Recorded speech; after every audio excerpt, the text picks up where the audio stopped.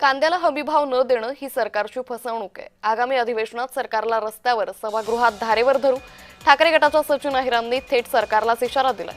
हडपसर विषारी दारू दुर्घटनेला पोलीस प्रशासनाचा वरद हसतोय। महायुती सरकारवर सचिन अहिरांनी कडाडून हल्लाबोल केला। आदरणीय खेड तालुक्याचे सभापती विजय शेठ शिंदे पाटील यांनी सांगितलं होतं की आम्ही शनिवारी आंदोलन आज भारतीय जनता पार्टीकडनं शिष्टमंडळ जाताना तुम्हाला पाहायला मिळत आहेत। असो चांगलं आहे, याच्यातून मार्ग निघालाच पाहिजे, पण मुळातच जी.आर हे तुम्ही देऊ शकत नाही हे आम्ही त्यावेळी बोललो होतो आणि दिलंय तर तुम्ही कुठच्या आधारावर दिलेले हे सभागृहाला सांगा। त्यावेळी तर लोकांनी सत्कार करून घेतले, घोषणा करून घेतल्या, मोठमोठे जाहिराती केल्या, पण आज दुर्दैवाने जरांगेंवरती ही वेळ येते म्हणून त्यांनी परत फसू नये।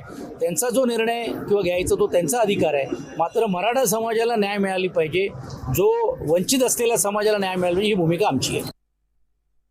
हा तालुका आंबेगाव असेल, चाकण असेल किंवा खेड आळंदी असेल, हा मुळात तालुकाच हा कांद्यावरती निर्माण होत असताना याची व्याप्ती ही इतर जिल्ह्यांमध्ये आणि राज्यामध्ये वाढलेली आहे। तर तुम्ही ह्यांना जर सुरक्षित ठेवणार नसेल तर कशाला कोण पीक लावणार आहे पुढच्या वर्षी, परत दुसरा तो पीक बदली करेल। आणि म्हणून या सर्व मागणीच्या बाबतीत आज दिशा ठरवण्यासाठीच आम्ही सर्वजण लोकप्रतिनिधी आणि संघटना एकत्रित रीतीने येऊन घेऊन दिशा ठरवण्याचं काम आम्ही करणार आहोत। आणि हा प्रश्न निवड फक्त एक दिवसाचा आंदोलनापुरता नाही, सभागृहामध्ये तर मांडूच मांडू, वेळ प्रसंगी रस्त्यावर उतरून पण देखील विरोध केल्याशिवाय राहणार।